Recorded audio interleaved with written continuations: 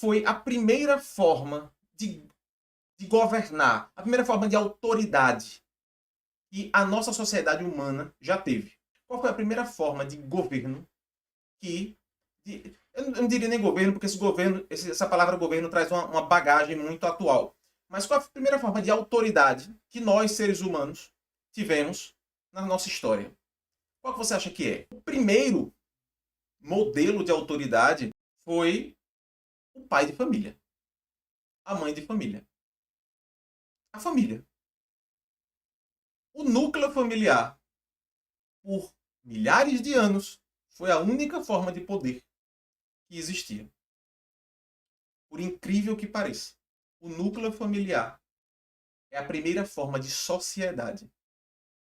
Quem diz isso, inclusive, é Aristóteles. Aristóteles, no seu livro, o seu livro Política, não é a política, é somente política. Inclusive, recomendo já como indicação de livros aqui, para quem quer se aprofundar em termos de modelos de governo, etc. Política de Aristóteles, ele diz que a família é a primeira das sociedades. Porque, veja, eu não cheguei nem no aspecto tribal ainda. A gente vai chegar lá. Eu não estou nem dizendo ainda que as famílias se formaram em tribos, em grupos, em clãs. Não cheguei nem nessa etapa ainda. O pai de família é a primeira grande autoridade de uma sociedade.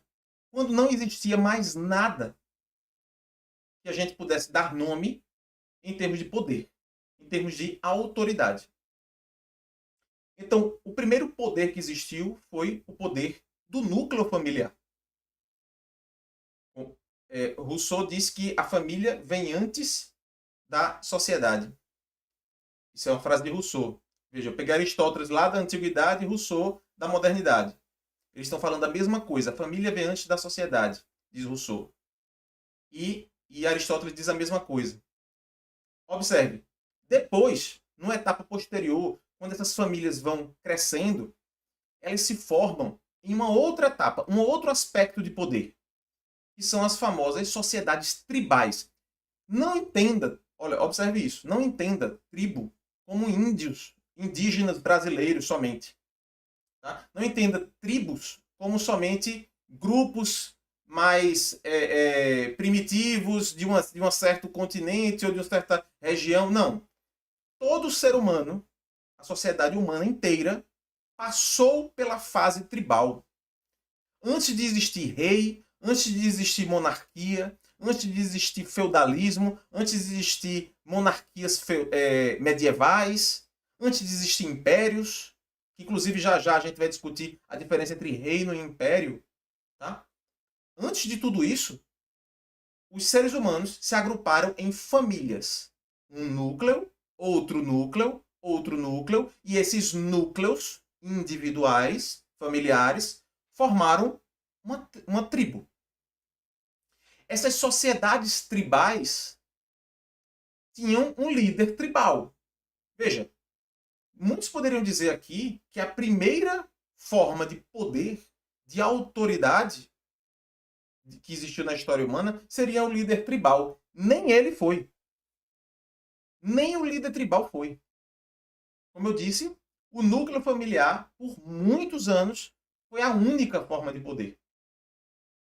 As normas eram ditadas pelo pai ou pela mãe. Por que eu digo pela mãe? Porque a gente tem evidências hoje que algumas sociedades eram matriarcais.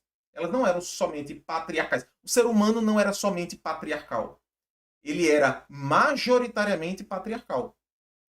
Mas, porém, existiam sociedades onde a mulher era quem liderava aquele grupo, ou aquela família, ou aquele núcleo familiar. Eu estou colocando aqui núcleo familiar como essa primeira etapa da sociedade humana em termos de poder. Ou seja, e como é que a gente sabe que eram mulheres? Porque um dos primeiros aspectos é a forma como você desenvolvia a relação de matrimônio. Quando a gente arqueologicamente entende o matrimônio, você entende quem é que estava liderando aquela família. Se eram homens ou eram mulheres. Questões de sobrenome, etc. E aí tudo vai depender da época, dos registros históricos e das fontes. Né? Mas Depois nós temos a fase tribal, a sociedade tribal, que é a nossa segunda etapa, de maneira mais simplificada, a nossa segunda etapa como civilização em termos de poder.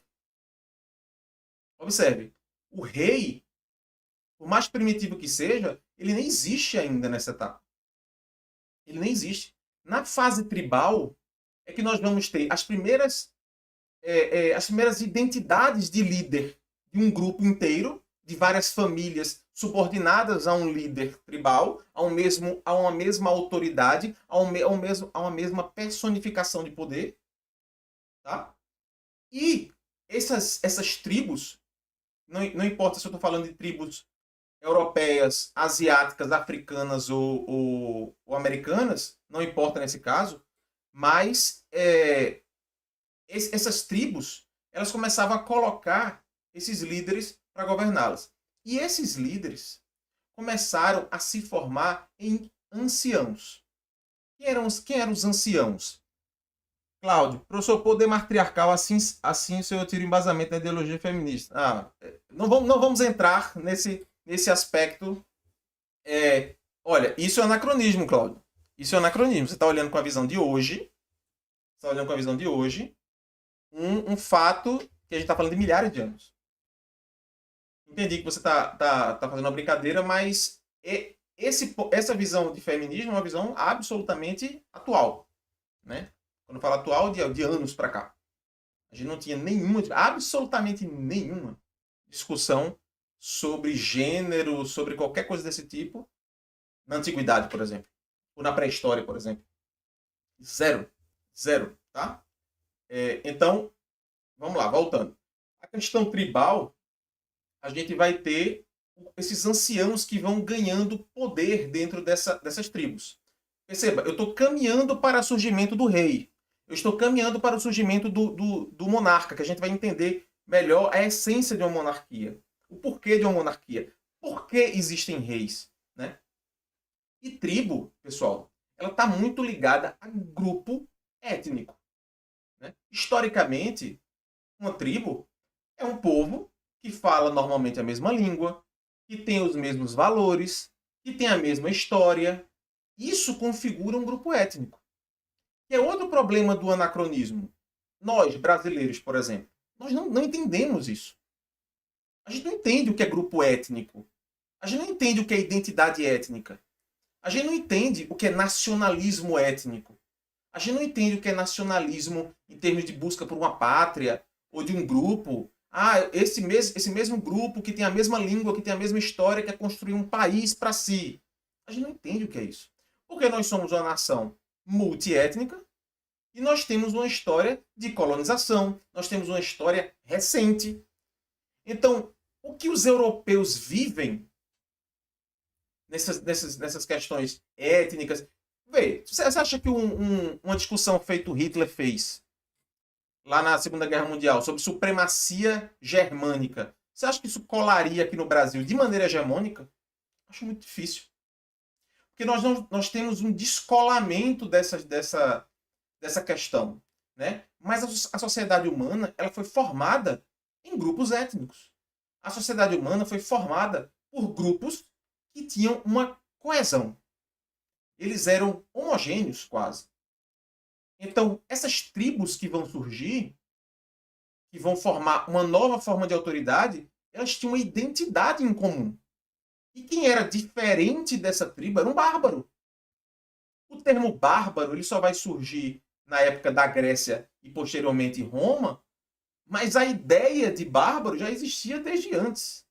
O estrangeiro sempre foi o inimigo. O cara da outra tribo sempre foi o inimigo. Sempre foi o estranho. Sempre foi alguém que não era bem-vindo na minha comunidade, no meu clã, na minha tribo. E então a gente parte para essa ideia do líder tribal e desse grupo de anciãos. O que são anciãos? São pessoas de mais idade que vão governar essas tribos. E por que essas pessoas de mais idade vão começar a governar essas tribos? Porque vão começar a atrelar, e esse ponto é importante para a gente chegar no rei. Presta atenção agora. Os anciãos, eles eram os detentores da parte espiritual daquela tribo, da parte mágica daquela tribo. da parte transcendental daquela tribo. Isso é um completo e absoluto vetor de convencimento de um povo. O que é que um líder precisa para se manter no poder? O que vocês acham que um líder precisa para se manter no poder? Entenda como um líder tribal, um rei, um imperador, um presidente da república, numa república democrática moderna, o que é que um rei, o que é que um líder, uma autoridade precisa para se manter no poder? Eu vou colocar 3 elementos aqui. Força, o que vocês colocaram aí tem a ver com isso, com força. Esse líder precisa ser forte. O rei precisa ser forte. O líder tribal precisa ser forte. O pai, numa família, precisa ser forte. Ou seja, nós temos aqui força, legitimidade, ou seja, as pessoas precisam entender que aquela autoridade, que aquele líder, ele é legítimo. Que ele não é um impostor, que ele não usurpou o poder, que ele precisa ter legitimidade para estar no poder. Então vamos lá, força e legitimidade. E o outro ponto é beneficência. Ou seja, o que é beneficência? As pessoas precisam entender que aquela pessoa que está ali governando aquele povo vai fazer bem a ela. Vocês concordam que todo mundo tem que pensar que de alguma forma aquele líder vai te fazer um bem? Observe nas eleições como é que funciona. Por mais que a gente tenha tido eleições que a gente olha o que é menos mal, né? Não é pela beneficência, mas é pelo que é menos ruim. Mas não se tem dúvida de que a gente espera que aquele líder que vai assumir o nosso país vai nos trazer algum bem de alguma forma. E ele tem legitimidade, no caso de uma democracia, por exemplo, a gente pode discutir um pouquinho sobre democracia quando a gente chegar na parte da monarquia mesmo, mas uma democracia, qual é a legitimidade de um líder? É quem é eleito. Essa é a legitimidade. Qual é a legitimidade de um rei? Ele pertence a uma dinastia e ele ser herdeiro daquele trono. Qual é a legitimidade de um rei que foi eleito? Porque existem também monarquias eletivas. É o fato de aquele eleitorado de príncipes elegeu aquele rei e ele é legítimo para estar ali. E ele precisa de força, ele precisa ter mecanismos de força. Então, imagina uma sociedade tribal que entende a espiritualidade e a relação com os deuses. Quanto de legitimidade tem esse cara e esse grupo?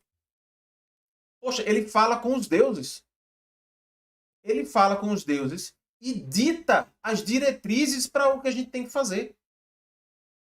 Isso é muito poderoso em termos de legitimidade. Isso é muito poderoso. E o bem que isso pode causar para aquela população, na percepção daquela população, é muito grande. Então, observe, a gente está aqui no líder tribal. A gente está falando dos líderes tribais e dos anciãos. Essa relação espiritual, quando começa a acontecer, ela ganha um poder imenso de liderança e de poder sobre aquela tribo, sobre aquele povo. E começa a surgir um crescimento também natural dessa tribo. Então, observe.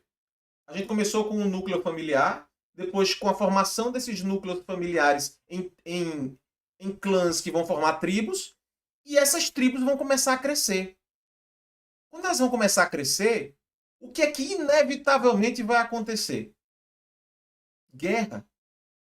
A guerra é outro elemento importantíssimo para a gente entender o surgimento da monarquia. Porque os líderes vão começar a precisar não só mais ter uma relação divina, mas também uma relação guerreira com o seu povo. Então, você não basta mais ser uma pessoa bem relacionada com os deuses. Você precisa também ser um guerreiro. Você precisa vencer a guerra. Você precisa trazer escravos aqui para a nossa tribo. Você precisa trazer riquezas que foram conquistadas quando você dominou aquela outra tribo ou aquele outro povo. Então observe que os líderes tribais, eles começam a ganhar uma conotação espiritual, mas também guerreira. Isso aqui que eu estou falando para vocês é o embrião do rei. É o embrião da monarquia. O monarca, E o que é que significa o nome, né? Monarquia. É um líder de uma liderança de uma só pessoa. Monarquia, vem do grego. Ou seja, o monarca nada mais é do que uma liderança única, de uma só pessoa. Mas não é só isso. Porque senão qualquer governo que tivesse uma liderança de uma só pessoa seria monarquia. O que não é. Não é assim que funciona. Então veja, essa transição entre as lideranças tribais para você ter uma espécie de reino, esquece o reino megalomaníaco dos filmes. Os primeiros reinos são bem pequenos.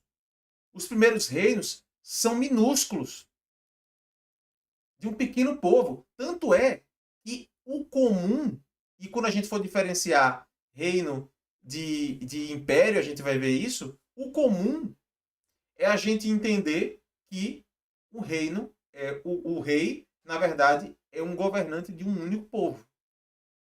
Então, se existiam os eslavos, por exemplo, o rei, e ele governava uma tribo eslava, ele era somente um rei daquela tribo. Mas essa necessidade de um líder guerreiro e espiritual é o embrião do rei. É aí que começa a se formar um aparato onde vai se concentrar na figura de uma só pessoa. A gente pode ver até em alguns filmes que o rei, ele era também um guerreiro. Ele era o cara que estava no campo de batalha também. Ainda na Idade Média a gente consegue ver isso. Até a Idade Média e início da Idade Moderna a gente consegue ver isso. Depois os reis não são mais os caras que vão para a batalha. Eles não são mais os caras que estão no campo de batalha, que arriscam suas vidas. Não são mais. Mas eles eram.